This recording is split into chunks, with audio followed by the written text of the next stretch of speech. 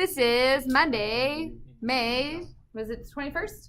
Okay, so we're talking about finding slope at a point today. Okay, so up until today, right now, this lesson. You don't have to, you may want to or you may not. Okay. You could only find slope of a straight line between 2 points.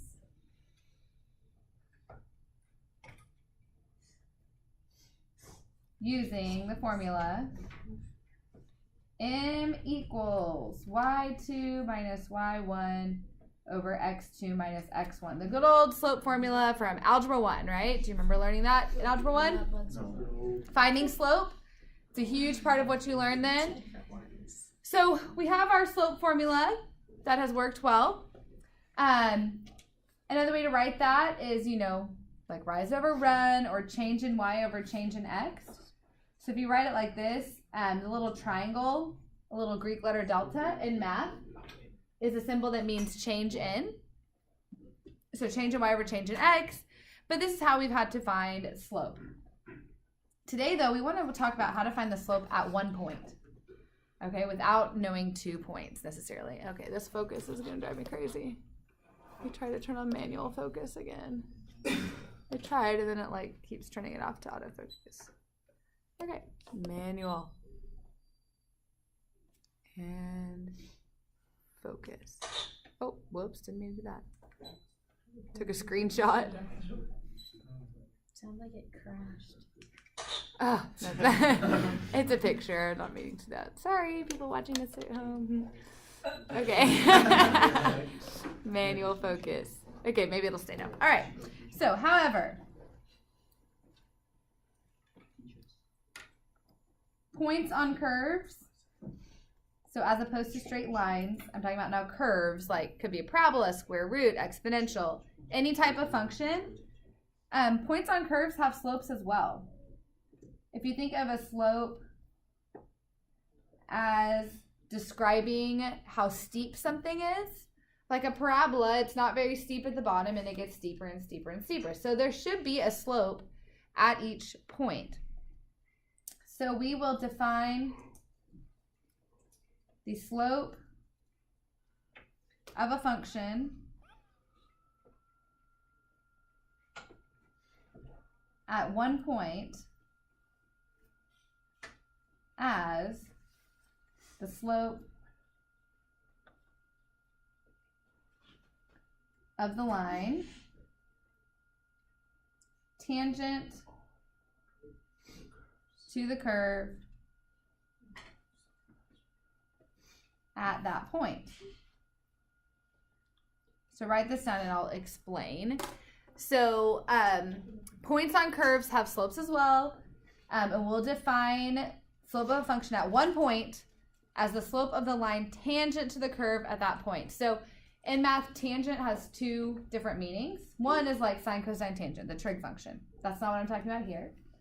The other meaning of tangent is it's a line that touches a curve at only 1 point. So it means it just touches it, but it doesn't cross through it. And that's what I'm talking about here. So for instance, let's just draw a little picture here. So you have a parabola, just like your basic x squared parabola. And let's say at x equals 1, you've got a point. The tangent line at that point would look something like this. So it's the line that touches the curve only at that 1 point. Okay, so this is y equals x squared. And at x equals 1, the tangent line happens to be y equals 2x minus 1. Now, I'm just telling you that. And today we are going to actually figure out how to write an equation for tangent lines at any point. So, a couple little notes. A tangent line touches a graph at only 1 point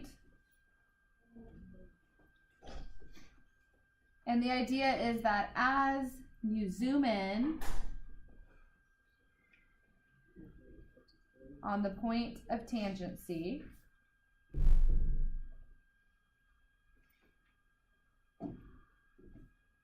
comma, the curve and the tangent line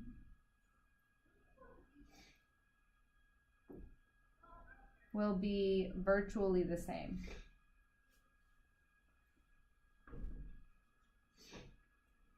So what I mean by that is if you were to just look right around x equals 1, just like this little area here, and if you just look at this little area here, this little area here, the closer you get to just looking at the area around x equals 1, you'll see that the tangent line and the curve are going to be really, really similar. And the more you zoom in, the more the same they look. So the idea is that when we find the slope of this tangent line, that's the same as the slope of the curve at that one point. Because if we zoom in, those two things look virtually the same. And it's actually true, this is kind of an idea from calculus, that every single curve is what we call locally linear, which means if you zoom in enough on a curve, every single curve will look like a line if you zoom in enough on a certain point. It starts to look straight. Think of the Earth. It is curved, but we're zoomed in a lot, so it looks flat. But it is not flat, right? It is curved. So same idea with functions. You zoom in, zoom in, zoom in, zoom in. It's going to look straight, but we know it's not, okay? So those of you shaking your head, DJ. Okay, so the question becomes, how do we find this slope? So how do, zoom up here, we find this slope? And this is where limits are going to start to come into play and why we're learning it now. And really our first big application of limits for calculus. Because remember, we are learning calculus now, starting with this limits chapter, right? Yay. Yay. Okay, so let's consider kind of the same curve, but this could be any curve. I'm just going to draw another little parabola. And first thing I'm going to do is I'm just going to label a point on this parabola. I'm just going to say it's at A. Okay? A could be anything. It could be 1, 2, 3, -5, whatever you want it to be. And let's say A is the point where I want to find the slope. All right, Eric? Yes. Pay attention, please. This is where I really need you to pay attention. So let's say we have a point at x equals A. Robbie, you paying attention? Cool. All right, so if I wanted to write that as an ordered pair, okay, the x value is A. Yes. For the y value, I'm just going to write f of A. So whatever the function is, I would just plug the A in, and I would get the y value, right? So we know y equals f of x, so at A, the y value would just be f of A. Okay, so that's our point where we want to find the slope. Let's say we have another point somewhere over here, just over a little bit. And I'm going to say that that's at A plus h. So I've just scooted over a little bit.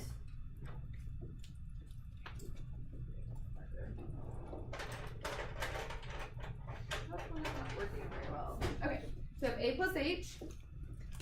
And so that means that we have taken A and we've scooted over h units, right? That distance between the two would be h. If I have A, then I add h to get to the next point. So if I put this point on the graph, somewhere up there, and I want to write it as an ordered pair, the x value is A plus h. Change that to green. Okay. And then just like below, for the y value, comma, I'm going to find f of A plus h. So the x value is A plus h. The y value, I just plug in the A plus h for x into whatever function I have. Now the picture's a parabola, but this works for any curve. Okay?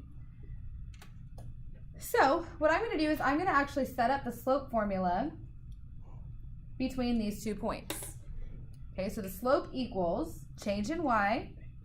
So it'd be f of A plus h minus f of A. So I'm just subtracting this y value minus this y value, right? Y minus y, y minus y. over x minus x, right? When I subtract these two x values, a plus h minus a, wouldn't that just be h? So a plus h minus a is just h. And if you look here, that makes sense because the distance between those 2 points is h. And think of it as change in y, how far apart the y values are, over change in x, how far apart your x values are. So this would be the slope between those 2 points. But remember, like I said, we want to find the slope at 1 point, not between 2 points.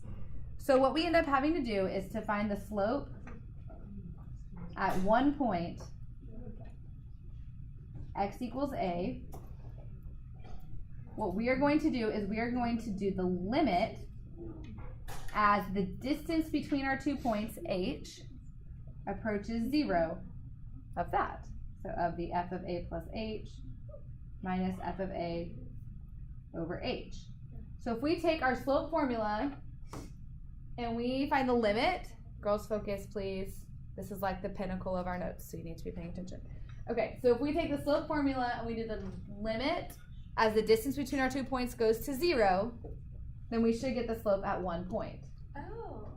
Okay, so all it is, this right here, yes, it makes sense if you really think about it. Okay, it is the limit of the slope formula. Oh, sorry. Of the slope formula as the distance between your points goes to 0. Okay? So you can't plug in the 0 right away, because if you do, you'll get 0 over 0.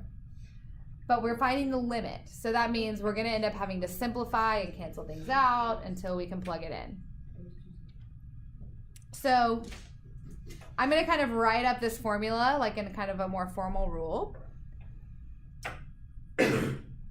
So we will define the slope at 1 point, x equals a, as the derivative of f at a. And it's denoted or written like this, f with an apostrophe sign and then a. And the way we pronounce that is f prime of a. So whenever you see f prime of a, that's shorthand for derivative. And in calculus, derivative is just a fancy word for slope. Derivative means slope at a point. And it's calculus based off of derivatives or slopes, rates of change. That's like half of calculus, basically, is dealing with slopes and rates of change. So we define the slope at 1 point, x equals a, as the derivative of your function f at a. And you can write it like this, f prime of a for derivative.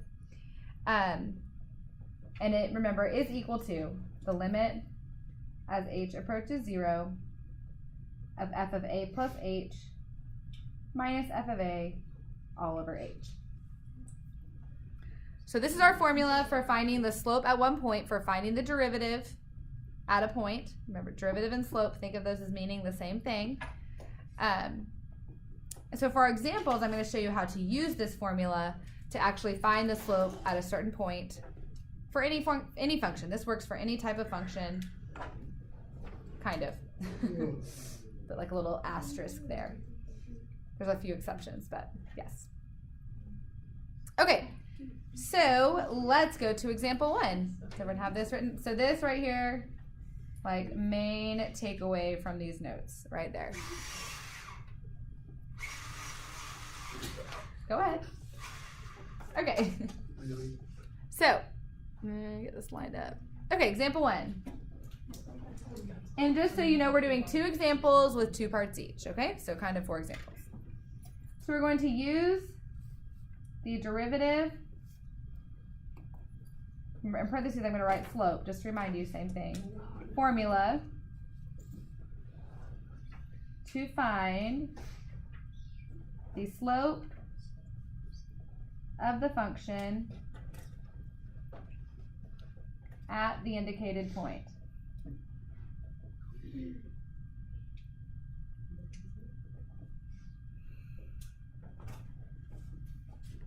So we're going to use the derivative formula that we just wrote down to find the slope of the function at the given point, the indicated point here. So for a, we're going to do f of x equals x squared plus 1. And we're going to find the slope at x equals 2.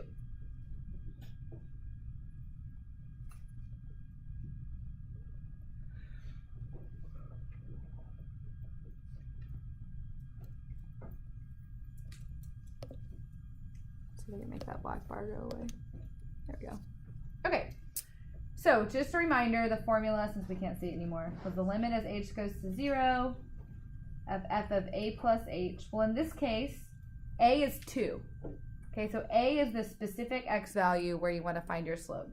So it would be f of 2 plus h minus f of 2 over h. Okay, so I've already plugged in the 2 for the a. Now here is where, for some people, this gets a little bit tricky. So I'm going to write m for slope. So m equals, or you could write f prime of 2 equals. That would be another fun way to write it. Okay. First thing we have to do is find f of 2 plus h. What that means is you take your function, x squared plus 1, and you plug in the 2 plus h for x, right? Like if I wanted to find f of 3, I would just plug a 3 in for x, right? So if I want to find f of 2 plus h, I just take 2 plus h and I plug it in for x. So if the function, I'm going to write limit as h goes to 0. If the function is x squared plus 1, then I'm going to take 2 plus h squared plus 1. That is f of 2 plus h. So notice, put it in little brackets here. It looks exactly like this. Look, x squared plus 1. X squared plus 1. Okay? So it needs to look exactly the same. And if there had been more than one x, like if it was x squared minus 3x plus 7 or something, you would have to plug the a plus h in for each of those x's. Okay? So that's f of x plus h minus, now I need to do f of 2. So now just plug in a 2 for x. So you do 2 squared plus 1, right? I'm going to write it out as 2 squared plus 1, but we know that's 5, so if you just want to write 5, you can just write 5. Okay? And then remember that's all over h. So this is f of 2. 2 squared plus 1. That's f of 2. It's here.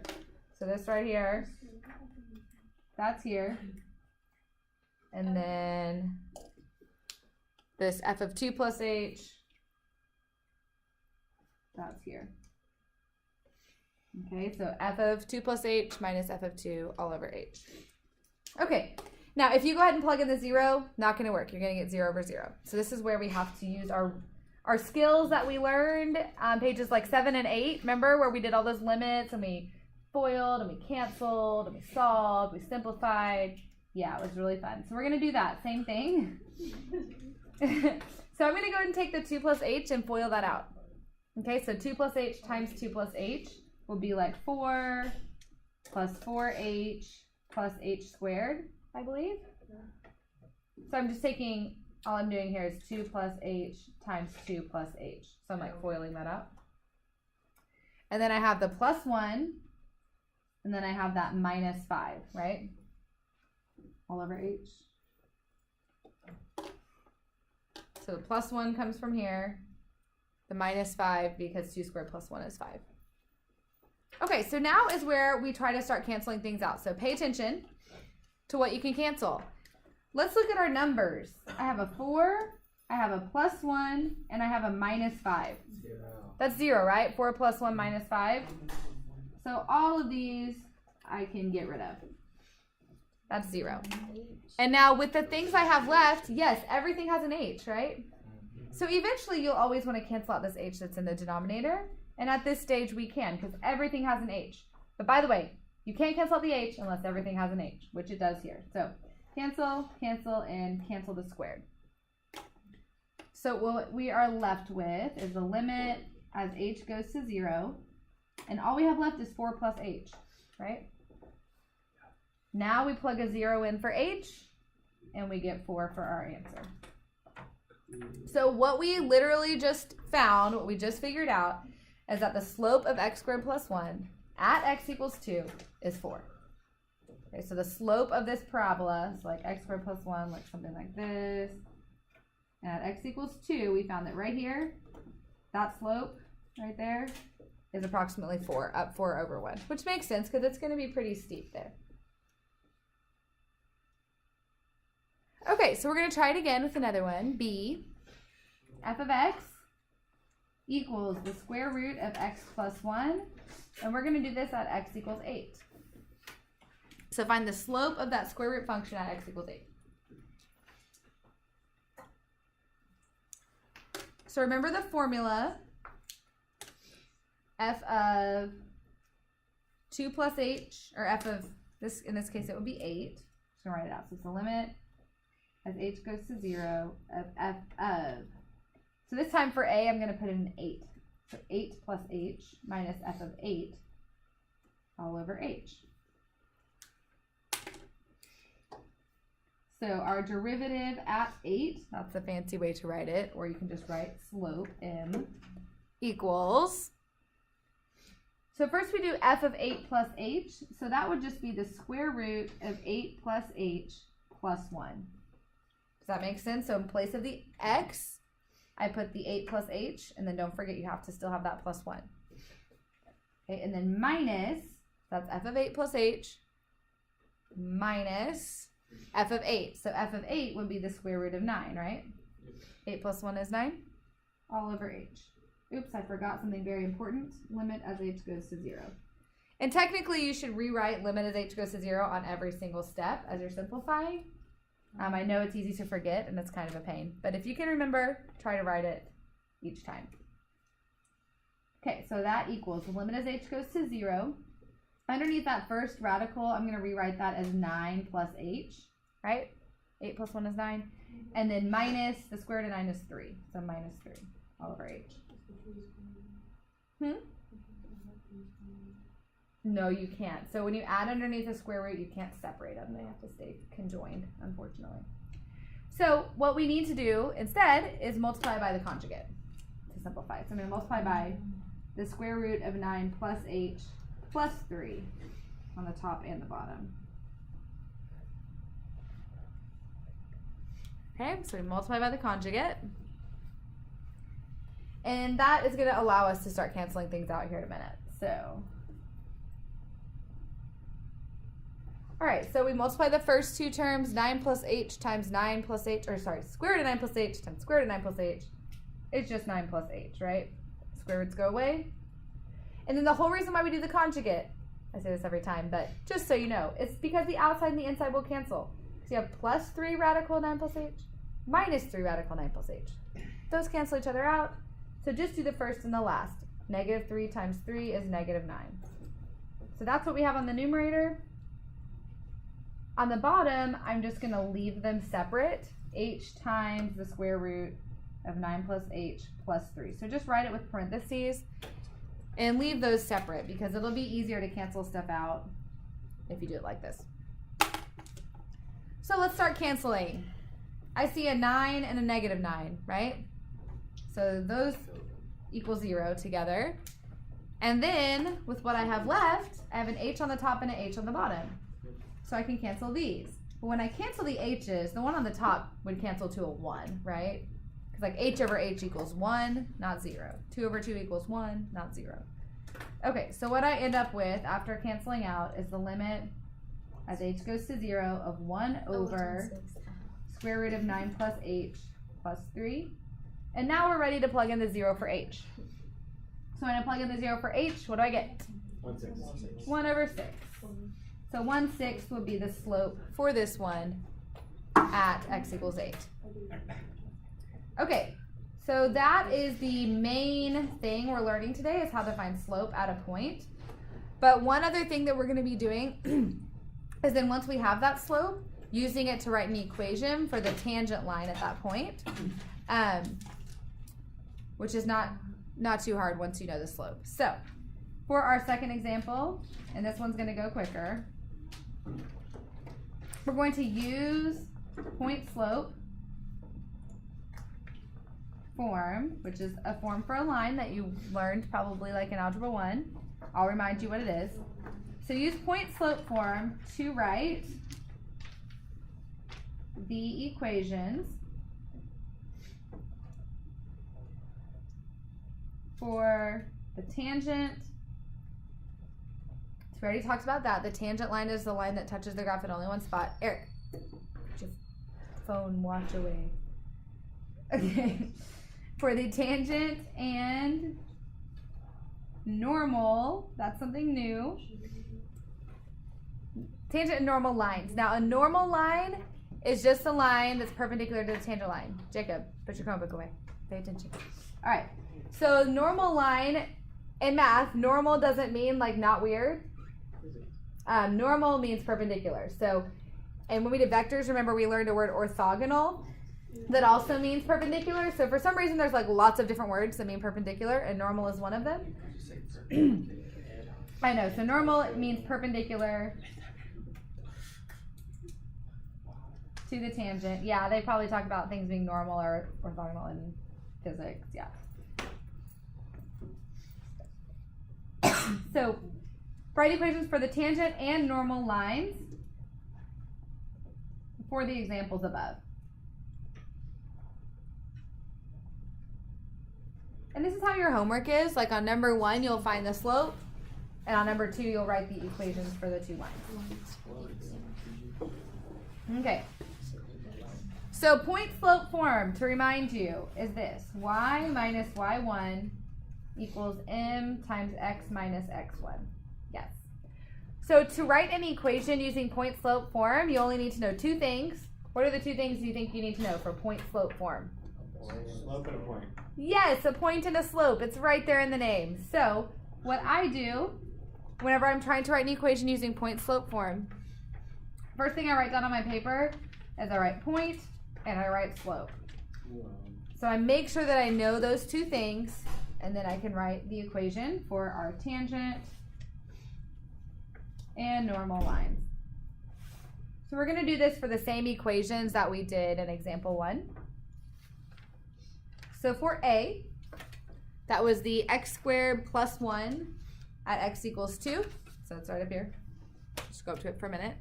So for A, the point is at x equals 2, right? But they didn't tell me the y value. So how would I find the y value? Plug it in. Yeah, plug it in right here for x. So when I plug in a 2, what do I get? 5. So the point I'm going to use down here for my line is 2 comma 5. Okay? And the slope is 4.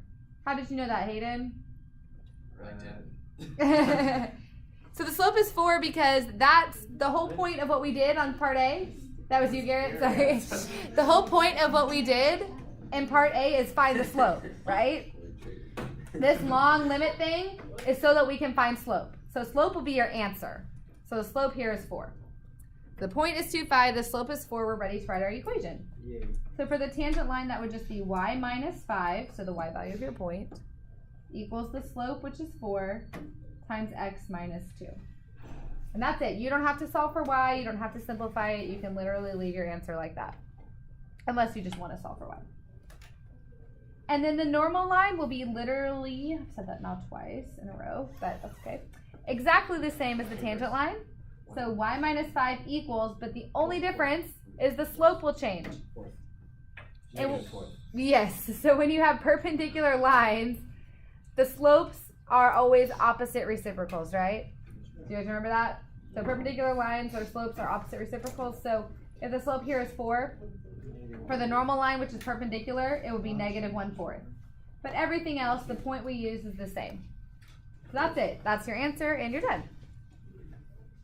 And now we'll just do it for part B. So we need to write our point and our slope, and then we'll use those to write our equations for our tangent and normal lines. Okay. So the point for B. Well, it says do it at x equals 8, so we know the x will be 8. Plug it in to get the y. So we plug in the 8 for x, and we get the square root of 9, which is 3, right? Yes. So the point is 8, 3. The slope would be our answer here, 1, 6. And so we write our equation. Y minus 3 equals 1/6 times x minus 8. Okay? Now, for the normal line, what are we going to use for the slope? -6. Perfect. Okay. So now for your homework, We're done. on pages 15 and 16, you're going to do numbers 1 and 2, which it doesn't sound like as much as it kind of is. So number 1 has like several parts to it. Number 2 has several parts to it. But it's just like our examples. Number 1, you're going to use the definition and find the slope. Number 2, you'll go back for those same examples and find the tangent and normal lines. We're going to do numbers 3 and 4 tomorrow. So just do numbers 1 and 2. We haven't learned how to do 3 and 4 yet. So it's like all of page 15 and then the top part on page 16. Everything I have in purple here is numbers 1 and 2. Okay? Okay. So go ahead and